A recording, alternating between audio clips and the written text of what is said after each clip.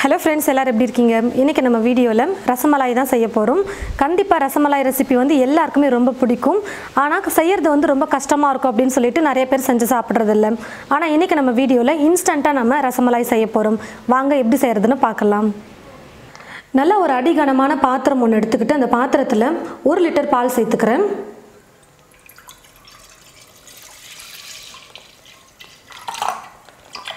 பால் சேர்த்ததுக்கு அப்புறமா ஸ்டவ்வை பற்ற வச்சுக்கிட்டு ஸ்டவ்வை ஃபுல்லாக வச்சுக்கிட்டே ஒரு 5 ல இருந்து 6 நிமிஷத்துக்கு பாலை வந்து நல்லா காய வச்சுக்கலாம்.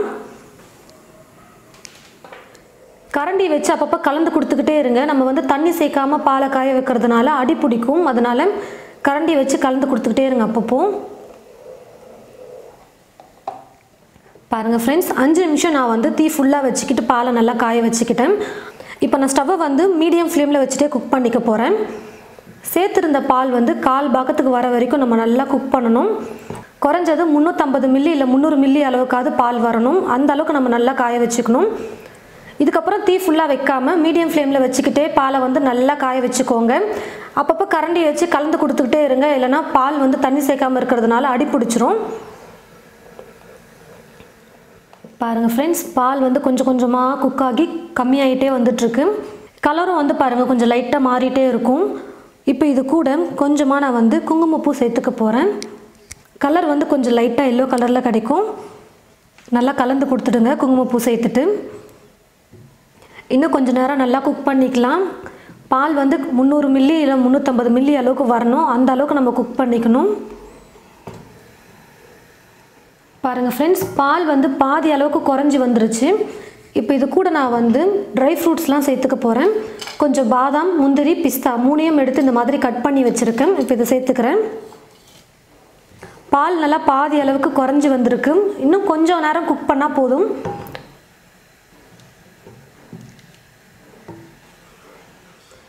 பாருங்கள் ஃப்ரெண்ட்ஸ், பால் நல்லா காஞ்சி எந்த அளவுக்கு கம்மியாக வந்து குறைஞ்சி வந்திருக்கு பாருங்கள். இப்போ பார்த்தீங்கன்னா ஒரு 300 இல்லை 350 மில்லி அளவுக்கு பால் வந்துருச்சு. இந்த சமயத்தில் நான் வந்து சர்க்கரையை சேர்த்துக்க போகிறேன். உங்களுக்கு எவ்வளோ இனிப்பு வேணுமோ அந்த அளவுக்கு நீங்கள் சேர்த்துக்கலாம். நான் வந்து இப்போது 6 ஸ்பூன் சர்க்கரை சேர்த்துக்கிறேன்.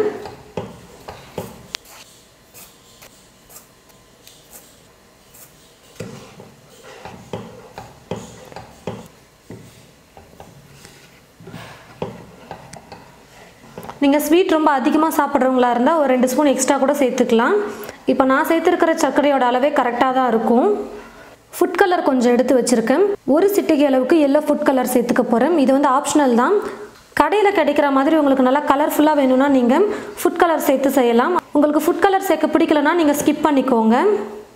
சர்க்கரை எல்லாம் சேர்த்ததுக்கப்புறமா ஒரு 2 ல இருந்து 3 நிமிஷத்துக்கு நல்லா குக் பண்ணிக்கலாம். பாருங்கள் ஃப்ரெண்ட்ஸ், சர்க்கரையெல்லாம் சேர்த்து 3 நிமிஷத்துக்கு நல்லா நான் குக் பண்ணிக்கிட்டேன். இப்போ நான் ஸ்டவ் ஆஃப் பண்ணிடுறேன். நல்லா எந்த அளவுக்கு நல்லா கெட்டியாக வந்திருக்கு பாருங்கள். நல்லா திக்காக இருக்குது. இப்போது நல்லா சூடு ஆறட்டும். ப்ரெட் வந்து நான் ஒரு 7-8 பீஸ் எடுத்திருக்கேன். இந்த மாதிரி ஒரு சின்ன கப் எடுத்துக்கோங்க, நல்லா ஷார்ப்பாக இருக்கிற மாதிரி. நீங்கள் இந்த ப்ரெட்லேயே வந்து 2 சின்ன சின்ன பீஸஸாகவும் நீங்கள் கட் பண்ணிக்கலாம். இல்லை கொஞ்சம் பெரிய கப்பாக எடுத்துக்கிட்டு ஒரே பீஸஸாகவும் நீங்கள் கட் பண்ணி எடுத்துக்கலாம். பாருங்கள், இந்த மாதிரி ரவுண்டாக நம்ம கட் பண்ணி எடுத்துக்கலாம். பாருங்கள் ஃப்ரெண்ட்ஸ், ப்ரெட்டை வந்து சின்ன சின்னதாக இந்த மாதிரி கட் பண்ணி எடுத்துக்கிட்டேன். பாலை வந்து பார்த்தீங்கன்னா நல்லா சூடு ஆற வச்சு எடுத்துக்கிட்டேன். இப்போ இது ஒரு பாத்திரத்தில் மாற்றிக்கிறேன். நல்லா சூடு ஆறணும். ஏன்னா இப்போ நம்ம ஃப்ரிட்ஜில் வைக்க போகிறோம். இது ஃப்ரிட்ஜில் வச்சுட்டு கொஞ்சம் நேரம் நல்லா சில்லுன்னு ஆனதுக்கப்புறமா எடுத்து நம்ம யூஸ் பண்ண போகிறோம். நீங்கள் கூலிங்காக சாப்பிட பிடிக்கலன்னா நீங்கள் இப்போவே கூட நீங்கள் ப்ரெட் மேலே ஊற்றி இதை சாப்பிட்டுக்கலாம். கொஞ்சம் கூலிங்காக சாப்பிட பிடிக்கும்னு நினைக்கிறவங்க ஃப்ரிட்ஜில் கொஞ்சம் நேரம் வச்சுட்டு நல்லா சில்லுன்னு ஆனதுக்கப்புறமா எடுத்து நீங்கள் யூஸ் பண்ணிக்கலாம். நான் வந்து இப்போ ஃப்ரிட்ஜில் ஒரு 1/2 மணி நேரம் வச்சு எடுக்க போகிறேன். பாருங்கள் ஃப்ரெண்ட்ஸ், ஃப்ரிட்ஜில் வந்து 1/2 மணி நேரம் வச்சு எடுத்துக்கிட்டேன். நல்லா சில்லுன்னு இப்போ கூலிங்காக இருக்குது. நான் வந்து ஒரு பிளேட் ஃபுல்லாக கட் பண்ணி வச்சுருக்கிற ப்ரெட்டை இந்த மாதிரி எடுத்து வச்சுக்கிட்டேன். இப்போ நம்ம ரெடி பண்ணியிருக்கிற பாலை இது மேலே ஊற்றிக்கலாம். எவ்வளோ நல்லா திக்காக வந்திருக்கு பாருங்கள். சாப்பிட்றதுக்கு ரொம்ப சூப்பராக இருக்கும். நல்லா ப்ரெட் ஃபுல்லாக ஸ்ப்ரெட் ஆகிற மாதிரி ஃபுல்லாக ஊற்றி விடுங்க. பால் சேர்த்துட்டு ஒரு நிமிஷம் நீங்கள் விட்டிங்கன்னா போதும், நல்லா ப்ரெட்டில் ஊறிடும். அப்புறம் எடுத்து சாப்பிட்றதுக்கு நல்லா சாஃப்டாக சூப்பராக இருக்கும். பாலும் கூட பிரெட்டும் இருந்ததுன்னா போதும், சூப்பராக டேஸ்டியாக இன்ஸ்டண்ட்டாக நம்ம ரசமலாய் வீட்டில் சூப்பராக ரெடி பண்ணிடலாம். உங்களுக்கும் ரசமலாய் ரொம்ப பிடிக்கும்னு நினச்சிங்கன்னா, அதுவும் இன்ஸ்டண்ட்டாக சீக்கிரமாக செஞ்சு சாப்பிட்ணுன்னு ஆசைப்பட்டீங்கன்னா இந்த மாதிரி ப்ரெட்டை வச்சு ட்ரை பண்ணி பாருங்கள். எல்லாருக்கும் கண்டிப்பாக ரொம்ப பிடிக்கும். ட்ரை பண்ணி பார்த்துட்டு எப்படி இருக்குன்னு மறக்காமல் கமெண்ட் பாக்ஸில் வந்து கமெண்ட் பண்ணுங்கள். இந்த வீடியோவை மற்றவங்களுக்கும் ஷேர் பண்ணுங்கள். இது போல் நிறைய ரெசிபீஸ் பார்க்க தமிழ் ஃபுட் மசாலா சேனலை மறக்காமல் சப்ஸ்கிரைப் பண்ணிக்கோங்க. கூடவே பக்கத்தில் இருக்கிற பெல் ஐக்கானை கிளிக் பண்ண மறந்துடாதீங்க. தேங்க்யூ.